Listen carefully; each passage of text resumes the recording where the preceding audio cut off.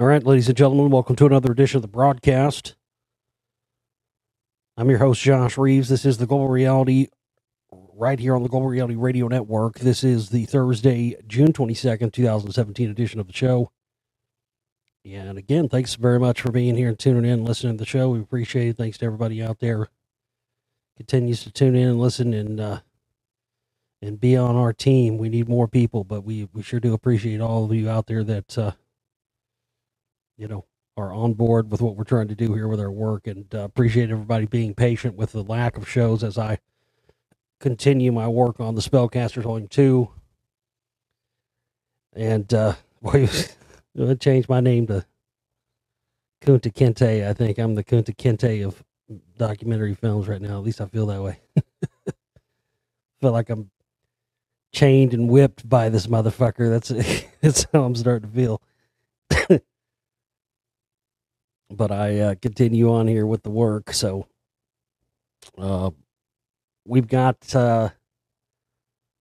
about, we needed this about a month and a half ago, but we've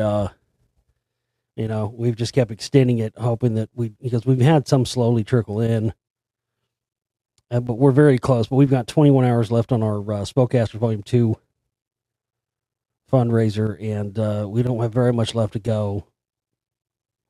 All it would really take is a couple of people contributing. We could reach that goal. Everybody that contributes $100 is going to get their name, or a name of your choice. It doesn't have to be your actual name, but just whatever you want. In the special thanks credit of the film, you'll also get a free download of the film as soon as it comes out. If you contribute $500 or more, you'll get your name in the credits as an executive producer on the film. You'll be the very first person that gets to download it. You'll get a special download link that will be provided to you before the actual one goes on sale to the public. And you'll also get a one-on-one 30-minute Skype session with yours truly. So that's if you contribute $500 or more. So $500 or more, minimum $500 contribution in the next 21 hours to the Spellcasters Volume 2 fundraiser. We'll put links in here to the video so you can find that, or in the video so you can find links to the fundraiser. If you don't want to use PayPal, or you can't use PayPal for some reason, and you still want to contribute, you can use the donate button in my website, theglobalreality.com, which will allow you to use a credit card, debit card, whatever you want, without having to log into a PayPal account. You could do it that way, or you can also buy like a Visa gift card thing at a gas station, or a pharmacy, Walgreens, CVS, whatever, and you can put any amount you want on there. Just send me the card info, and then I can process it manually myself. So I just want to put that out there as an FYI for all contributions. You can also do that for our, if you just want to contribute in general to our work, not particularly to the films or whatever, but to our monthly contribution for our, operating costs and whatnot. That's another way you can do it if you don't want to use PayPal. Again, you can always use a credit or debit card with the donate button, or by getting a prepaid card as well. So again, we're so close. Really, we just need to raise. We've got about 700 left on the actual fundraiser page, but really we only need about 500 in the next 21 hours. So if one person contributes that'll be our winner. But again, more than one, hey, if more than one of you want to contribute the 500 towards it, hey, that's amazing too, because the remaining part of what we have left on the budget is only going to be what we need to get the film the rest of the way. Right now, what I'm needing money for is more updated visual effects, graphics types stuff, and stuff for the soundtrack and whatnot. So, but anyway, everybody contributes $500 or more. You can contribute more than 500, but whatever you want to contribute in the next 21 hours there, and you'll get your name or name of your choice in the credits of the film as the executive producer, or as one of the executive producers, as an executive producer. And a priority, you'll get the download of the film before anybody else, and you'll get a one-on-one Skype chat with me. So audio only. I don't do fucking video shit. Anyway, there you go. That's the update for the film, and I've continued to soldier on. And man, oh man, this thing's going to be a doozy. It's just ridiculous that a film like this of this caliber with this amount of information that is attempted to be being made for fucking for peanuts. It's ridiculous. And again, that's why I've kind of left myself wondering if I'm going to make films anymore after this, or at least this type of films. I don't know. We'll see. I really want to finish Lost Secrets of Ancient America Volume 3. That was another one that's went the way that Spellcasters 2 is almost going to go. I mean, if we don't raise this money in the next 20 hours, the movie's over. I don't think you understand that. I mean, we've gone as far as we can go here on peanuts trying to make this film, folks. I mean, I've done as much work as I can do. But to try and make a film with zero budget, I understand low budget. I can deal with low budget, but to try to make a movie with literally no budget, that's almost next to impossible. So that was the problem with Lost Secrets of Ancient America Volume 3. I dumped everything I made back from the first 2 volumes into that movie, and then we didn't get any more support for it, so we shot it's 60% shot, and it's sitting there in the on hard drives, probably won't ever come out. And it's been really frustrating me recently because I've been getting back into some of that stuff, and there's just so much info, stuff I've never even talked about or put out there, because of huge discoveries that are sitting in there just waiting, And again, it's the same old shit, man. I sound like a broken record, but really, it's the truth. Without funding to do these things, they can't be done. Especially stuff like Lost Secrets of Ancient America, where those movies cost the most out of anything I've ever made, because they require tons and tons of travel and field work. And I have to take a team of people with me, and I have to expense everything from the rental cars, the gas, food, to lodging, everything. It's not cheap, and it's not easy. But there's a lot of stuff that I still want to get out. So I'm going to try to get that film out. If at all possible, I want to try and finish that one and get it out next year, 2018. And then for 2019, my plan is to make a kind of what I've called the Secret Right Ultimate Edition. I've kind of called that because that year it'll be the 10-year anniversary of the first Secret Right film. But I want to make sort of the definitive film on all that stuff. I want to make one that has all, that really is definitive on the CMP stuff and all of that stuff that I covered in those.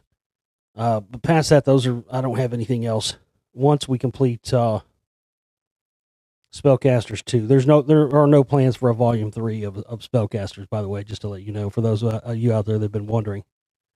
That's not to say it might not happen somewhere down the road, but as of right now, there are no plans for a volume 2 of that film. But the reason why we're on such a schedule for this is because in September, this will be the 10-year anniversary of the broadcast and of my filmmaking. And we're planning on putting out a 10-year anniversary box set, but that is all going to be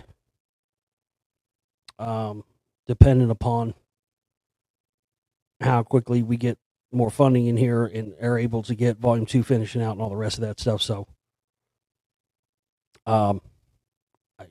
as is with everything else, as soon as I know anything or updates, you'll know as soon as I know. But as of right now, the only thing holding us back, as usual with any of this stuff, is just the funding. There's a lot to talk about. I can't even remember all the things I want to talk about. I'm not going to talk about the fucking Alex Jones, Megyn Kelly fucking psyop thing that he's calling us, like he's somehow separate from it. It's all, you've seen my films, you've heard my work. It's all a part of the continuing mind war. If you need any more questions, or you haven't seen Spellcasters 1 or my Secret Right films, you need to go hit the download shop right now. I mean, seriously. get caught up on this shit. If you haven't seen those films, honestly, if you haven't seen Spellcasters 1 or 1.5, you're just behind everybody else that has. I mean, I hate to have to tell you that, I hate to have to put it in those terms, but it's just the truth, because those films really advance what you think you know up to this time. I mean, I'm not going to name names or anything, but I've had, out of respect, but I've had some pretty well-known people send me emails saying they saw Spellcasters and were blown away to how much info was in it that they didn't even know about. And that's what I try to stress to people here. You know, you can't, I'm not a good hype man. I try to let the stuff speak for itself. But the thing is, if you watch my films, there's info. That's what I'm proud of all my films, you know. All of my films have all had at least some info in them. Maybe not all front to back, you know, that's impossible. But all of them have had at least some info in them that was previously unknown. That's something I've always tried to do. It's always been sort of the motivation for what films I make. It's you know, it's based on, okay, well, this topic hasn't been covered, so this, you know, it needs a film made about it. I had somebody leave a comment on my YouTube video not long ago. I don't watch movies, I just read, so write a book. Well, that's the opposite mind. You're the only one, sir.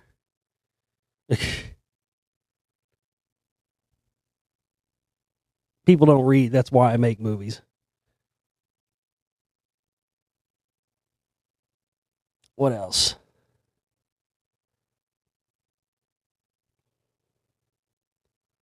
You know, it's interesting to see how much stuff gets passed around now. You ever notice how people will?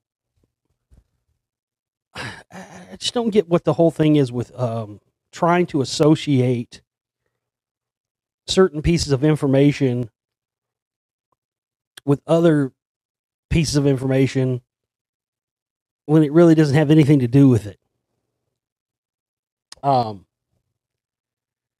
few months ago, somebody sent me this video and they were being real pushy about it. And anytime anybody's real pushy about a video or info with me, 99.9% of the time, whatever they're trying to push that hard to me like that with, you know, constant emails and you have to watch this right now. 99.9% of the time, when someone is that pushy with anything, it's 99.9% of the time disinfo. And a few months ago, I talked about this. I think I might have mentioned this on one show, but this guy was real fucking pushy with me, man. And he was sending me, he's like, you have to watch this now. And then he would, you know, send me emails back. Did you watch it? Did you watch it? And it looked, I could just, you know, you can always tell some of these YouTube videos, you can just tell the way, it's just, the way they look, the way they be like, this is going to be, you know, this is going to be disinfo buffet. And it was funny because I didn't even watch the video. I didn't even watch the thing. But I just knew or had a sneaking suspicion, just from the title, that it probably had something to do with flat Earth. So I emailed the guy back and I was like, look, man, you know, I don't have time. I tried to watch. I watched like 3 minutes in and it was just like, I can't remember what it was. Like, there was just something blatantly fucking wrong with it within the first 3 minutes. I was like, I couldn't even last. Whatever the point the guy was trying to make, he should have fucking made it, whatever. And I was like, I guarantee, I was like, I don't even have to even know to watch this fucking video. I know it has something to do with fucking flat Earth bullshit. And the guy fucking writes me back. I was like, well, yeah, it does, but it's still important. I'm like, I mean, that's how that's how good my BS detector, my discernment is. I didn't even do anything but read a fucking title, and I was like, it's probably, because it was like something about there being no forests on Earth or some shit. Because, you know, these flat earthers believe that this is what flat earthers believe. They believe that planets are holograms, satellites don't exist, planets are holograms, all this stuff. So this thing like, oh, there are no forests on Earth. Like okay, there are forests on Earth. You can fucking go out into forests, but whatever. Anyway, so that was a few months ago, and then I started getting all these emails asking me about what I think about because I'm into rocks and geology and all my work into the rock wall and stuff. And I know a whole shit ton of stuff about rocks and how rocks form, and I've, studied all that stuff, and that's what makes the rock wall thing an anomaly. So, anyway, long story short, the video that I was talking about, or whatever, this information, it really, as it turns out, upon further examination of looking at the info sent from other sources other than this fucking pushy asshole, who called me a cocksucker after I told him, I didn't have time for flat earth bullshit. Turns out that the information, I guess, repackaged in another way or from another source, doesn't have anything to do with flat earth at all. Not anything. But that's how psycho crazy, because I had a friend who was a psycho crazy flat earther, and I'm not friends with him anymore. We ceased being friends, and I told him to go fuck himself, and I don't ever want to talk to him again.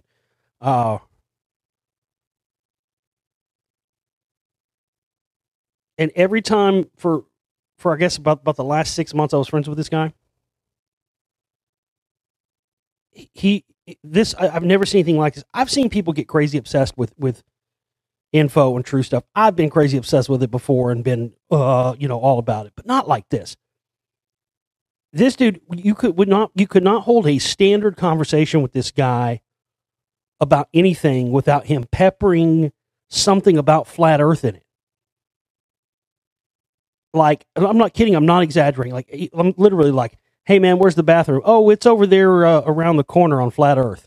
Like, literally stuff like I'm not exaggerating. And he said that to somebody else I know, and they picked up on it. It's like, I told you, this guy's fucking peppering it in everywhere. I go, hey man, how you doing today? Oh man, it's a great day on the flat earth. Like literally.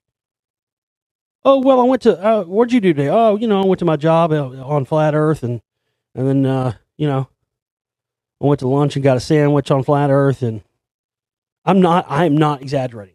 And it was driving me batshit fucking crazy, So anyway, this info that I was talking about, somebody was asking me about this. It's, I guess it has to do with like ancient trees and stuff like that, and stuff that people think are, I guess there's this whole theory going around that all mountains are not actually rock formations, but all mountains are ancient trees. Now, number one, that's bullshit.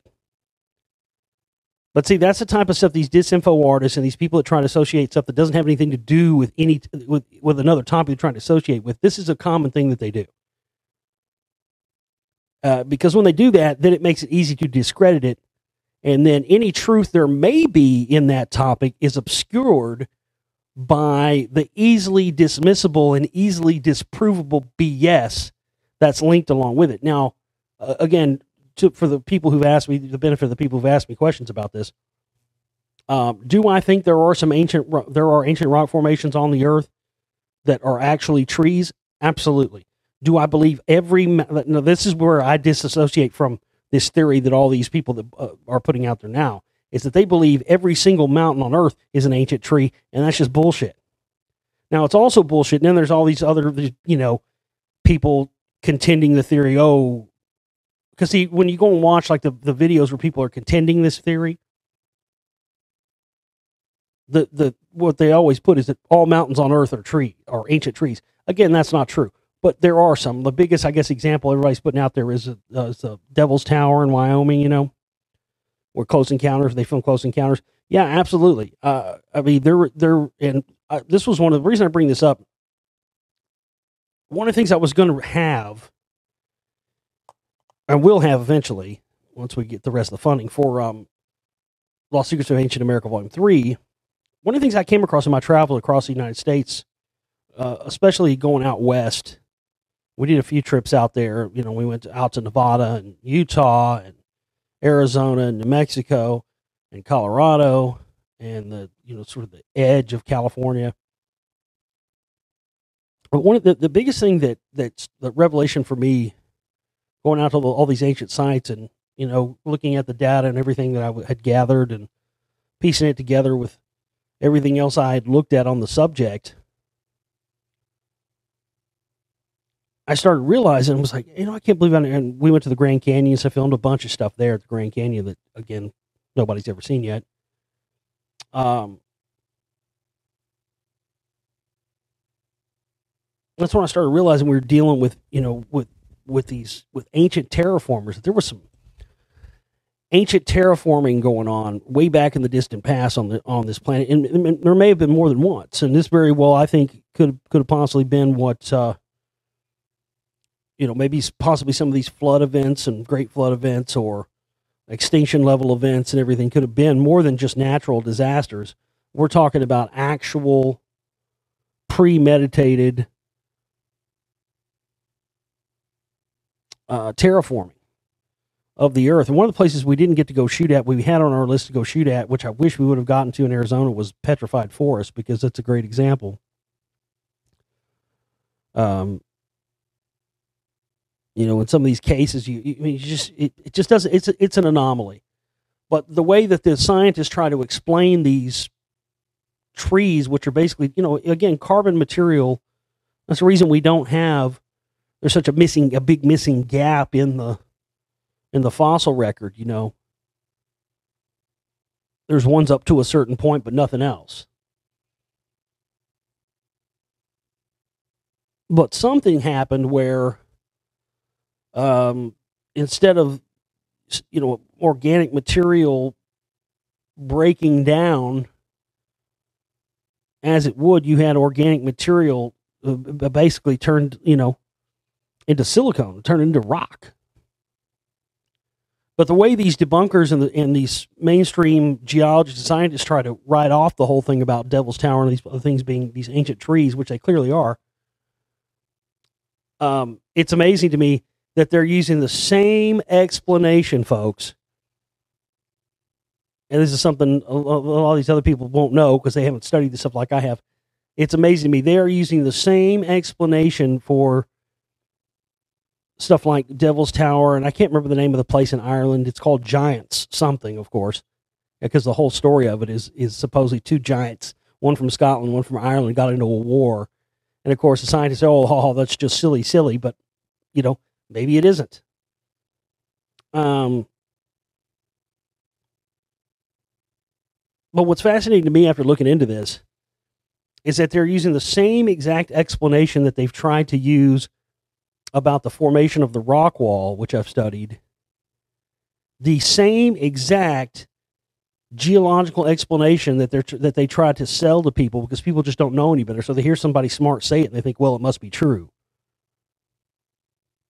They're saying that stuff like Devil's Tower, volcanic uplifts, which is exactly what they say about the rock wall. The only difference is between the rock wall and stuff like Devil's Tower and those things that they try to explain away is that you have a variety of examples of stuff like Devil's Tower and the thing in Ireland and other, Scotland. They're all spread throughout the world. I think Spain, there's one, different places. And again, all simply explained away as nothing more than, volcanic uplifts, which is exactly how they try to explain away the rock wall as well. The problem with the rock wall compared to those other sites is that there's never been another one found in the world like the rock wall. And even the geologists and scientists will say, yeah, it's natural, but we've never discovered anything else like this ever. So if you've never discovered anything else like it ever, how can you easily explain away this thing as just being a natural formation? And what they never want to address, it's the same thing that America Unearthed did not address, is the makeup of the materials, especially in light of the fact that there are none of these materials naturally found in this area at all. In fact, there's no natural rock or stone in the area of Rockwall at all anyway. Anything found there would be brought in. But what they can't explain away and what they never want to address because they'll all just say, well, it's a volcanic uplift. But see, since independent scientific analysis of the wall and stuff has been done multiple times, and you find out that it's got titanite and brookite, these very rare crystals, titanite, brookite, it's primarily made of The main materials in are zircon and garnet. Zircon, garnet, titanite, brookite. It's got, again, niobium I've talked about before. And niobium is a fascinating material which does not exist in the ground by itself. It only exists in an element called columbite. So you have to extract it from columbite first before you can have niobium. And again, anyway, this is why they would never address any of the actual properties of the rock wall, but they simply try to explain it away as a volcanic uplift. So, again, that stuff ties in definitely with my work in Rockwall, and it definitely shows that there were events and things that took place in the past that they continue to try to keep covered up. Because they don't fit into those official established narratives, and anybody looking at the stuff for 2 seconds immediately starts to have more questions than answers. And it's become a problem for these people, I tell you. It really has.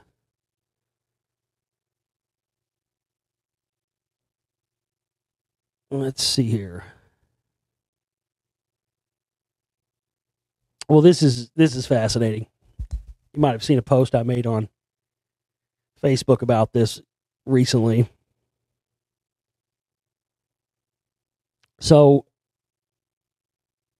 since last year, sort of the end of last year into this year, almost every week, there have been nonstop stories. I know you guys have seen this too. There have been nonstop stories about Planet 9 and Nibiru and constantly. And you can go back and listen to recordings of mine from 2009, 2010, 2011. For years. Anybody that's listened to my show knows for years that I've been talking about Nibiru being a red herring for this thing called Nemesis. And, talked about how nobody has ever, talked about it. And lo and behold, now all of a sudden it's in the news. So listen to this. I have 3 different stories on this subject, and I want you to listen to how this proves my point of what I've been saying here for many years now, is that there's absolutely a psychological operation. There's some sort of campaign that's going on around the Nibiru and the Planet X thing and, Planet 9, whatever have you. And it really does seem designed to make people not know what to believe. And anytime you see that kind of approach, you're dealing with an operation of some kind. So they've been pumping us with all these stories about how Planet 9's real and it's now been discovered. And then they come out with this story yesterday. Goodbye, Planet 9. New and better data disfavors a giant world beyond Neptune. Last year, scientists made a huge splash when they announced the solar system likely contained a super Earth-sized object beyond the orbit of Neptune. They dubbed the world Planet 9 and claimed that it was responsible for the orbits of the longest period trans-Neptunian objects ever discovered. The fact that the orbits were clustered in both elliptic latitude and longitude cried out for an explanation, and Planet 9 fit it, but an additional world isn't the only plausible cause of the clustering of these distant objects. Another possibility is that hereto undiscovered objects were biased in some way. If you're only searching for objects in the locations that would show you these correlations, then you're going to find the correlations. The solution: to do a survey capable of distinguishing between whether the effect is solely due to bias or the existence of Planet 9. So they come out with that, and they say, oh, well, that doesn't necessarily mean it is there, which I find it interesting because all the other articles have been coming out this year. They've been saying it definitely is there. And then this article comes out. Astronomers say they found hints that an unseen planetary mass object may lurk in the outer reaches of our solar system. And no, they're not talking about Planet 9, Planet X, or Nibiru, or any other previously hypothesized worlds out there. Well, back on the 14th, they finally covered what I've been saying for many years, Nemesis, the second sun. You can go back and read reports about Nemesis and stuff. I mean, there's stuff back then in the historical records and stuff that's been written. And this is stuff that's actually caused cataclysms. I've felt like for a long time that they've been trying to downplay Nemesis. Maybe they know of its actual, I think they know of its actual effects. They've been trying to downplay that and then substitute it with this mythical Planet X, Nibiru thing, which they then tied into the 2012 Apocalypse Into Time thing, which of course didn't happen. So you see how there's been this long-standing disinfo campaign. But this is, to my knowledge, it's the first time I've ever seen any mainstream, a scientific magazine or anything like that, even not only even mention Nemesis, but actually to even call it Nemesis. Our sun could have been born with an evil twin called Nemesis. The dinosaurs never had a chance. A new model on how stars formed has added weight to the hypothesis that most, if not all, stars are born in a litter with at least one sibling. Yeah, that is true. I mean, binary systems, trinary systems, those are the norm. Single sun systems like ours are almost non-existent. Our own star at the center of the solar system is probably no exception, as some astronomers suspect that the sun's estranged twin might be the evil one, blaming it for the death of the dinosaurs. After analyzing data from a radio survey conducted on a dust cloud in the Perseus constellation, two researchers from UC Berkeley and the Harvard-Smithsonian Astrophysical Observatory have concluded all sun-like stars are probably born with a companion. It's just hilarious. I've been out here saying that over and over again on my show for I don't know how many years.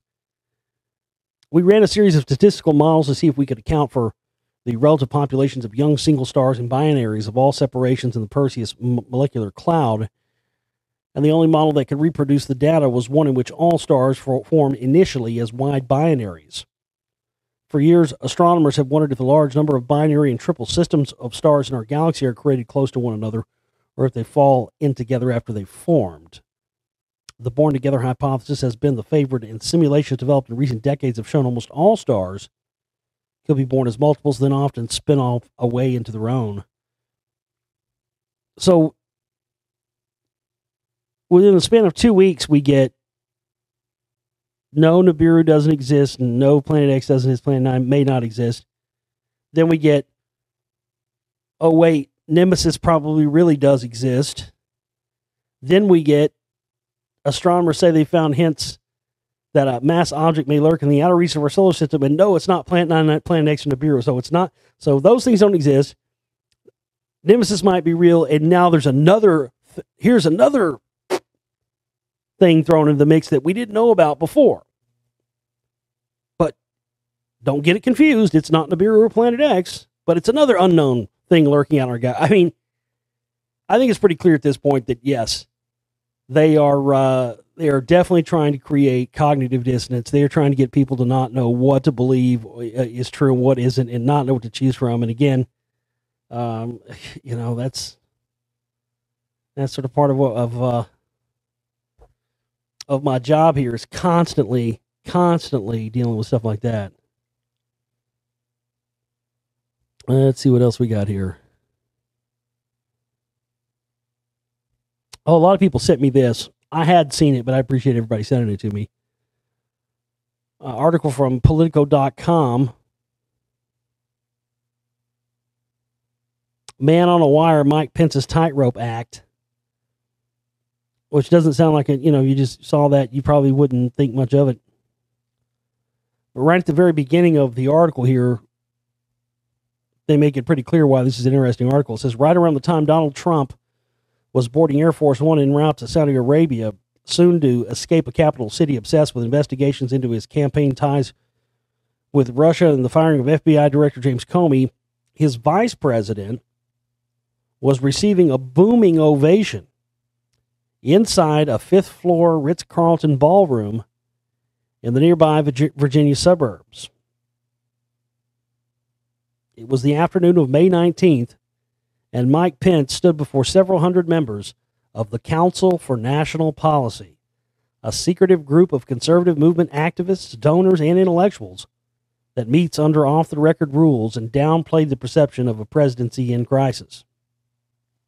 So much like Dick Cheney before him and others, here is, Mike Pence meetings. Because, again, if, man, I don't know. I honestly don't. There's so many things that could happen that I try not to get into the business anymore of saying this is going to happen. I mean, a while back I talked about, because I've been seeing this for a while, I think they're going to move Alex Jones up the CIA ladder even more, and I think they're eventually going to put him into politics. I've said that for years and years and years. Made that prediction a long time ago. Hell, there's even a little subliminal thing they put in the movie Scanner Darkly, which Alex Jones has a little cameo in.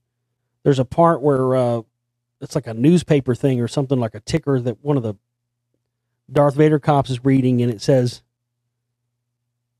something like Alex Jones runs for president, or Alex Jones, something like that. It basically is like, it's a little predictive thing they stuck in there because they already knew back, as far as back then, 2006, 2007, whenever that movie came out, that was going to happen. And it will happen. But, then you get this disinfo stuff that comes out. Somebody, didn't know better, posted something on my Facebook page last night. And I knew within 2 seconds of looking at it, it's fake because it was from a known satire site. But it's something about Alex Jones gets, appointed Treasury Secretary by Trump or something, which, you already heard about that if that was true. But, people see that stuff sometimes, and in light of everything else, it makes sense. But that's, again, that's where they get you. So I don't like being in the business of making predictions, saying I think stuff like that's going to happen. But I have to tell you, Pence already being ensconced, because as far as we know, at least from what's been reported and whatnot, Pence was not vetted out by the CMP prior to being chosen as Trump's running mate, but Trump absolutely was, because they I don't know what it is. They don't. I guess they figure if they control the president, then they fucking give a fuck less who the vice president is. I guess that's the thinking. I don't really know, but it just seems like, because the same thing with Dick Cheney. I mean, Dick Cheney was not associated with the group at all prior to Bush being elected, and Bush, who was not doing well in the polls in 2000, and not doing well at all, didn't look like he was going to win at all. He goes and meets with the Council for National Policy at their meeting in San Antonio, promises to appoint only pro-life judges to the Supreme Court, promises to be tough on abortion stuff, and boom, the next thing you know, he's fucking soaring. And then, Ken Blackwell and the rest, they use the whole Diebold rigging shit that they all controlled to pull the election for him. But so much in the same way, I think the reason this is because since the CMP, the Council for National Policy, is basically a CIA, it's a way that they can basically move the agenda forward without being officially connected to the actual government.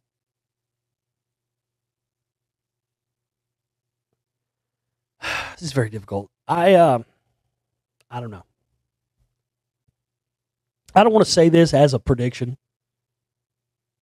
but in light of everything else I've seen and the way we've seen stuff moving around and the stuff that's been being said, I mean, what was stuff we had not too long ago with the whole Kathy Griffin thing and the decapitated Trump head, Can you imagine if somebody would have done that? I'm not a Trump fan, but you can imagine somebody would have done that with Obama. I mean, it would have been hell on earth, man. Motherfuckers would have been burning down buildings if somebody would have done that. But all this incendiary stuff like that, and just the little hints they've been dropping, little things, little pattern. It's patterns for me more than anything. When I see patterns that fit into patterns I've seen before, that's when I get worried.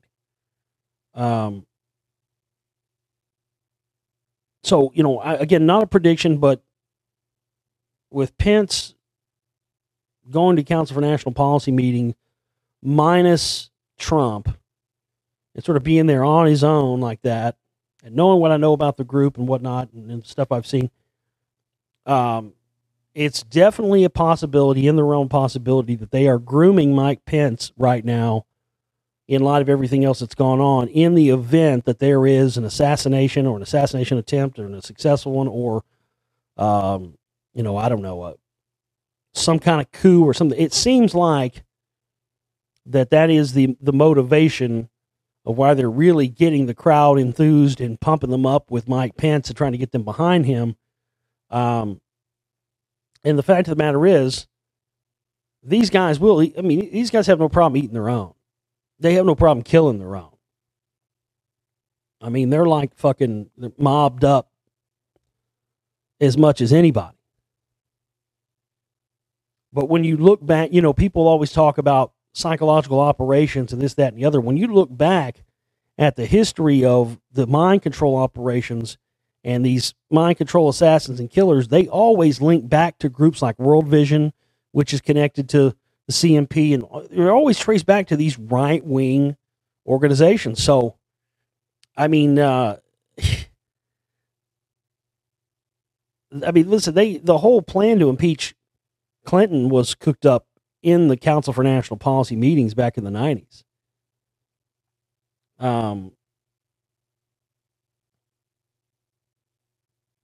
Don't think for a second that these types won't cook up an assassination on Trump to make it look like it's some crazy left-winger to then further their agenda. Don't think they won't do that. And this is what's got my mind rolling and think about might be going on ever since I started reading this stuff about, Pence being the keynote speaker and all the CMPs really behind him now, because they didn't seem interested in Mike Pence at all. I mean, there's been literally, prior to this, literally nothing connecting him to the CMP, when there's been stuff connecting, of course, Trump and him, them vetting him out and getting behind him and all that stuff. But all of a sudden now, Mike Pence is the CMP golden boy, and they just don't, they don't have that outlook or opinion about somebody overnight for no reason. If Trump is no longer advancing their agenda and they believe that Pence could advance their agenda better than he's currently doing it, and you don't think they'll cook up some CIA-controlled assassination that they'll blame on some other party, but it's really them doing it, they'll do it in a heartbeat. And that's one of the things that why people need to be informed about this group. It's why I've been preaching about it for 10 years.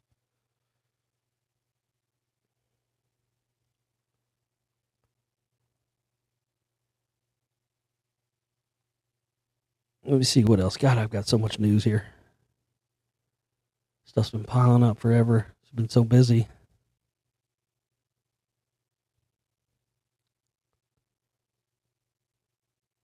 A recent WikiLeaks document dump revealed the CIA has been hacking wireless routers. The document suggests it's been going on for years, and as many as 25 devices from 10. Oh, really? Wow. Oh, geez. Tell me something I didn't know. Oh, my goodness. See, again, another one of my favorite sayings that I coined. Yesterday's conspiracy theory is today's accepted fact. That happens so much now. And I'd love some point to get an apology from all the people that I've been called crazy for stuff that comes out. And they never do. Even though there's been literally people who, and I've thrown it in their face and they just turn their nose up and walk away. I've got another story here that fits that. It's about underground bases. Hopefully I still got that up. Man, I was talking about underground bases and secret underground government facilities for years and years ago. I mean, there are some here in the Dallas area where I live. There's a FEMA center up in Denton, Texas, north of Dallas. And I've been by it a million times. I lived in Denton 16, 17 years ago and for a time. And there was, I used to drive by it all the time. It's big. big, concentration camp type wire around it, big, massive underground facility. And I've talked to people about these underground facilities many times and have been called a kook and a wacko and a crazy for years. And then now they put out this fucking article recently where they admit to all these sites. And, it'd just be nice for the people who said I was crazy to admit they were wrong, but of course they won't and can't. Oh, the CIA's been hacking around, or yeah. Dude, there's a way where you can go in. I forget what it is. It's some kind of security thing on Facebook, and my Facebook page was like logged in at like Langley, Virginia, the CIA, like 3 or 4 times. There's a thing where you can go in there, and it says something like, if this is not you, you can block this or whatever. And yeah, I blocked it. I mean, if you're on the internet, man, and they're tracking and tracing everything, but that doesn't mean they're specifically looking at every single thing you do. They're just looking at everybody, and they're looking for keywords. They're looking for things that their AI software picks up that they've programmed in it. We've had this for years. It's old tech. But all of a sudden, I mean, it's just like they did during the Obama administration. Yeah, he did some bad shit. All these fucking puppet dictators do, but they were associating stuff that had already been going on for years, trying to associate that with Obama. Now they're doing the same thing to Trump, the stuff that was happening and going on for years and years and years. And then they try to act like it just now started happening now. But again, that's the way they lie. It's the way they advance the agenda, as per usual. Yellowstone supervolcano hit by a swarm of more than 400 earthquakes in 1 week. That's going to be bad fucking news if that son of a bitch goes off. And, I think they've been trying to concoct stuff like this for a long time. Because if you got an economy that's in the shitter, nothing can kickstart your economy. I coined this years ago, the disaster economy. Nothing's better as a little jolt and a shot in the arm for the economy than a big disaster. Because it creates jobs, it gets funding moving, it gets contracts going for big corporations that could come in during the cleanup.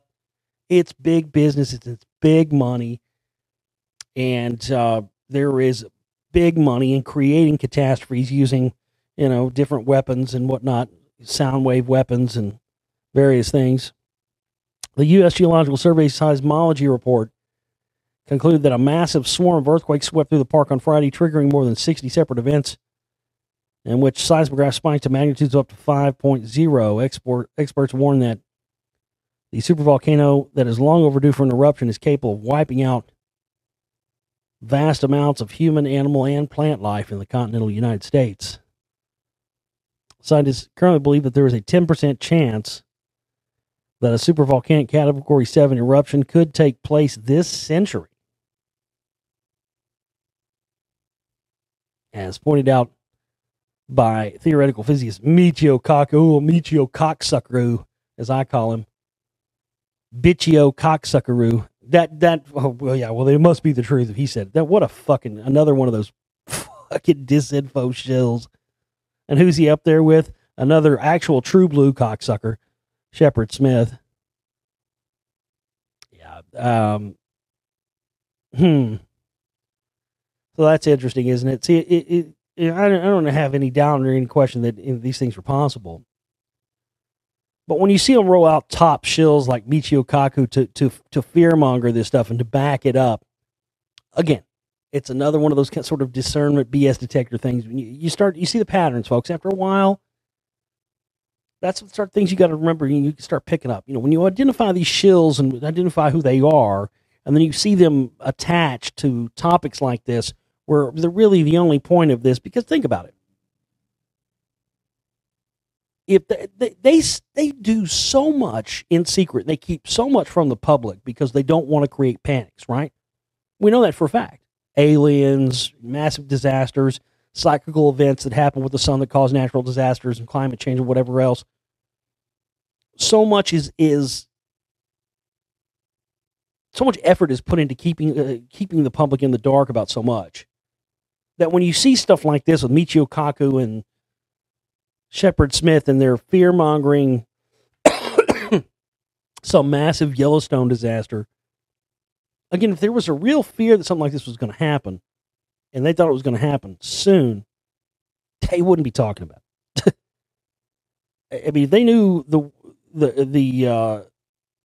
something was going to wipe us out, you wouldn't know till the last minute.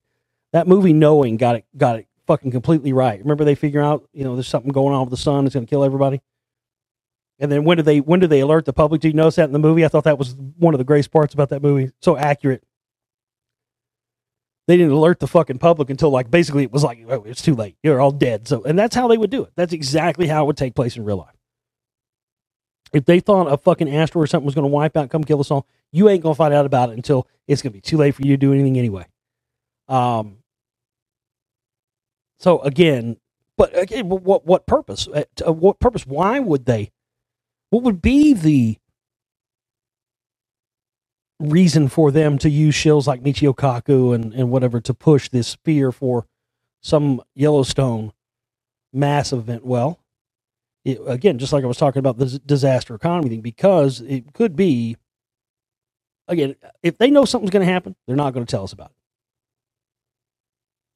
But if they want to create and make something happen and make a disaster event happen by using HARP or whatever sort of weapons, sound wave weapons, whatever else they want to use, directed energy weapons, when they create this event and it happens, then it gives them credibility. You see? Then, oh, well, they said it might have happened, and it did. Meanwhile, they're still hiding things from us, and they still are taking great effort every day, every year, every month to keep the system perpetuating itself. And that's why they keep the public in the dark about extraterrestrials and the true history of mankind and the rest of it. It's all about keeping their thing, perpetuating itself indefinitely into the future. That's what it's all about. Oh, here it is. I'm glad I did find that article. Hiding in secret underground bunkers, eating wild birds and pets, and saving secretaries but not wives. How government elites plan to survive a nuclear attack. America built a secret network of remote underground bunkers during the Cold War in case of nuclear strikes by the Russians. But they were not made to protect civilians. The hideouts were just for top government officials. In a plan as brutal as it was logical, the president and his inner circle would be saved while tens of millions of ordinary Americans would be incinerated. Realizing there was no way to save the population, the conclusion was that the government would protect itself and let the rest of us die, writes national security expert Garrett M. Graff, according to his new book, Raven Rock. Raven Rock's one of the big ones. The story of the U.S. government's secret plan to save itself. The governments of Presidents Kennedy, Eisenhower, Roosevelt, and Truman publicly assured people that a nuclear strike could be survivable. Mount Weather, that's another one. They privately built nuclear-proof facilities inside mountains, staffed 24 hours a day. Right. What does it say? It says springs were also put on toilet seats so people would be comfortable should they happen to be relieving themselves when an A-bomb landed above them. What? A bunker was built under the White House in the 1950s that would first be used on 9/11 when terrorists flew planes, blah, blah, blah. The secret shadow world of planning extended to every branch of government, and at the National Archives, the Declaration of Independence was to be saved before the Constitution. From Stanley Kubrick's Dr. Strangelove to the TV series starring Kiefer Sutherland, Designated Survivor. Oh, did you guys watch that, by the way? I watched that, by the way, the first season of it, Designated Survivor. There's tons of stuff in there, where it's like, alt-right extremists or false flagging. They're like turning it around. It's so hilarious. I just love to see the way they execute the psyop on different levels of the population, it's just funny to watch. So in this one, it's like because the alt-righters, they're always talking about false flags and inside jobs and all that stuff. And in here, they flip the tables where it's like, the alt-righters are guys inside the government, and they're the ones that are doing the false flags while telling their followers that, pretty much real life, telling their followers that it's the government doing these false flags. Meanwhile, it's these, and that was the other interesting thing I thought about talked about the Putin interview, since they finally put out all the rest of that. If you guys haven't seen that, it was interesting to watch. The other interesting thing I thought was about that interview was that I thought Putin was being very honest most of the time during that. And I know the only time I ever started to detect deception was when he was asked questions about the election hacking stuff and the connection to Trump. That's the only time I ever noticed you could totally tell that he wasn't lying. There was a lot of other stuff I could tell he was very, very truthful about, but he was not being truthful about that. And of course, we know, again, it's all this stuff is for show. Oh, you're my enemy. I mean, this country against this country. Again, you have to wrap your mind around that. And most people can't. Even people that are awake to this stuff at this level still think that this country over here is against this country over here. And you have to understand, again, that's the perception they put out to the public, and that's what the perception they want the public to believe. Meanwhile, these guys, again, it's just like the political candidates. Left, right, doesn't matter. These guys go out there like WWF, oh, I'm going to kick your ass. Oh, I'm going to kick your ass. And then they're fucking snapping towels and fucking high-fiving backstage. It's the same shit with these world leaders. People talk about New World Order this. We've been under the New World Order and global government for years and years and years. Now it's just gangsters wanting to out-gangster the other one and be up higher up. Donald Trump's a gangster. Fucking Putin's a gangster. All these motherfuckers are gangsters. Anyway, but I did like the fact that somehow Oliver Stone conned fucking Putin into watching Doctor Strangelove with him. I thought that was great.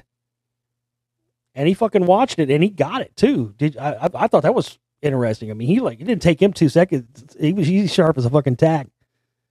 Like, you could tell he got it. Like, he was leaving or whatever, and Oliver Stone's like, oh, yeah, it's a gift, you can take it. And they had the DVD, I guess, on the DVD player. And he walks out like the disc. He's like, oh, the disc in there, I gotta get the disc. And he looks at the camera and he goes, typical American gift. Because it was empty, the box was empty, no DVD, and I thought that was hilarious.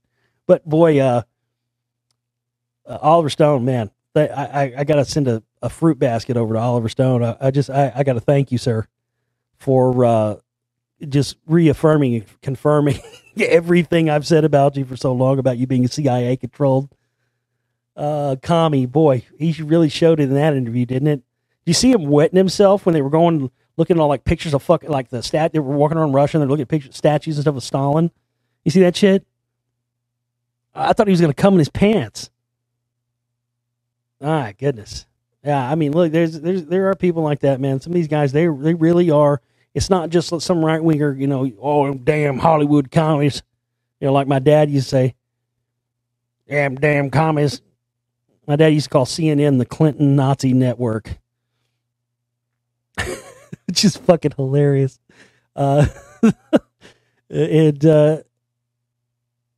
Obviously not everybody in Hollywood is commies, but there are a lot of them. There are a lot of them. But boy, when you see one like that, it's just, blatant. That's what it makes you realize. Damn. All right. That's all I got for tonight. We'll be back tomorrow. We'll have more. But again, folks, I refer you to the beginning of the broadcast. Visit my website, theglobalreality.com. Hit us up on Facebook, too, as well. And help us raise the rest of what we need in the next 21 hours for the Spellcasters Volume 2. And be sure and hit that download shop and get yourself downloads of our awesome audiobooks. We've got Atlantis and the Giants in there. We've got Our Story of Atlantis. We've got Manly P. Hall 3-pack audio. There's lots of stuff in there that's not on YouTube. If you're into my audiobooks, it's in the download shop with the movies as well as all my films. So go and hit up the download shop and get yourself some downloads today. theglobalreality.com is my website. We'll see you later. Take care.